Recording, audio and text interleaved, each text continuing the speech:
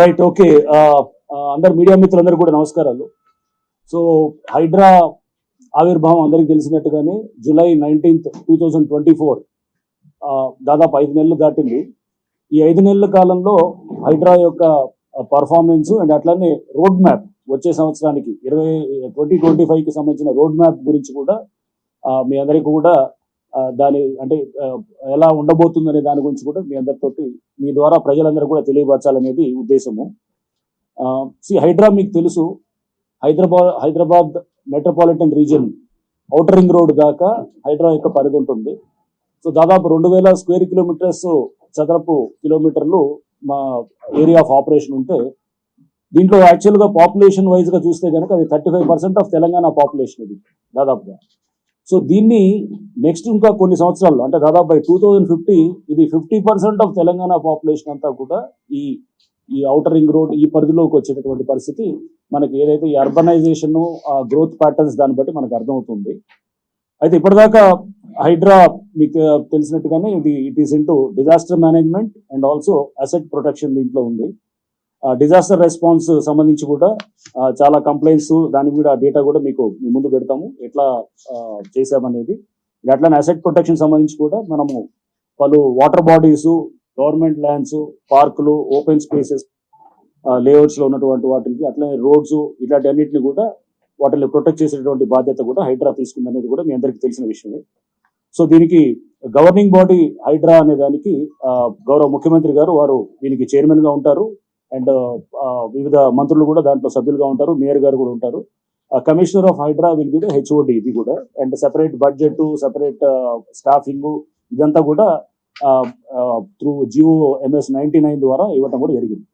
ప్రభుత్వం ఈ మధ్య అక్టోబర్ నెలలో పలు చట్టాల కింద మాకు పవర్స్ కూడా ఇవ్వటం జరిగింది. GHMC యాక్ట్ కింద ఆర్డినెన్స్ కూడా తీసుకురావటం, ఆర్డినెన్స్ కూడా ఈ మధ్య బిల్లు రూపంలో కూడా అది అసెంబ్లీలో కూడా బిల్లు పాస్ అవ్వటం అండ్ ఇంకా అది గవర్నర్ గారి అసెంట్ కోసం కూడా పంపించడం కూడా మనకు తెలిసిన విషయమే.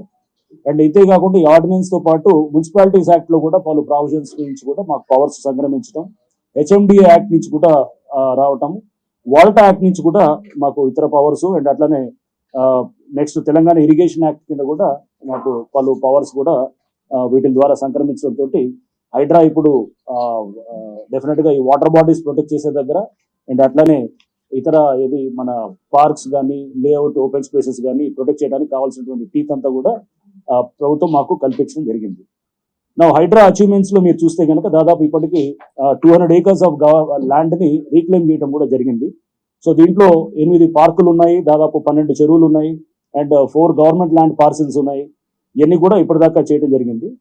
అండ్ మీరు చూస్తే కనుక HYDRAA FTL determination, FTL and buffer zones ఇది ప్రజల్లో ఒక అవేర్నెస్ కల్పించడంలో డెఫినెట్ గా మేము చాలా వరకు సఫలీకృతులు అయ్యారని చెప్పేసి నేను భావిస్తున్నాము.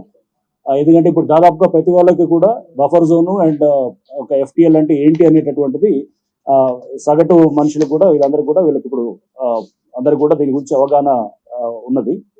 అండ్ ఇంతే కాకుండా త్వరలో ఒక హైడ్రా పోలీస్ స్టేషన్ కూడా ప్రభుత్వం ఏర్పాటు చేయడానికి ఆ దిశగా కూడా అడుగులు మేము ఆల్రెడీ మొదలెట్టాము అండ్ త్వరలో అది కూడా అవుతుంది. అండ్ ఈ ప్రధానంగా మాకు ఉన్నటువంటి ఈ సంవత్సరంలో చేసేది FTL డిమార్కేషన్ అనేది చాలా ఇంపార్టెంట్. సో చెరువులు ముందు దాదాపుగా 1025 వాటర్ బాడీస్ ని ఐడెంటిఫై చేయడం జరిగింది. సో ఈ 1025 వాటర్ బాడీస్ కూడా మనము ఇతర అంటే రకరకాల పద్ధతుల ద్వారా survey of India topo sheets, cadastral village maps and revenue records అంటే పహానీల్లో కానీ వీటిలో మనకి ఉన్నటువంటి డేటా తోటి satellite images and aerial pictures, aerial images తోటి కూడా మేము అంటే డ్రోన్ ఇమేజెస్ కానీ లేకపోతే గతంలో ఏరియల్ సర్వేస్ చేసినటువంటి ఆ డేటాను కూడా తీసుకొని చేస్తాం. అంటే మనం రకరకాల డేటాల ద్వారా సాంకేతిక పరిజ్ఞానం తోటి విత్ మినిమం మన ఇంటర్వెన్షన్ తోటి ఈ డేటాను అంతా కూడా కలెక్ట్ చేస్తున్నాము. అండ్ డిమార్కేషన్ ఆఫ్ FTL కూడా as lake protection committee chairman గా Hydraa commissioner lake protection committee chairman గా ఉన్నారు. అండ్ దానికి డిమార్కేషన్ ఆఫ్ FTL అనేది చాలా ప్రధానంగా మా మీద ఉన్నటువంటి బాధ్యత.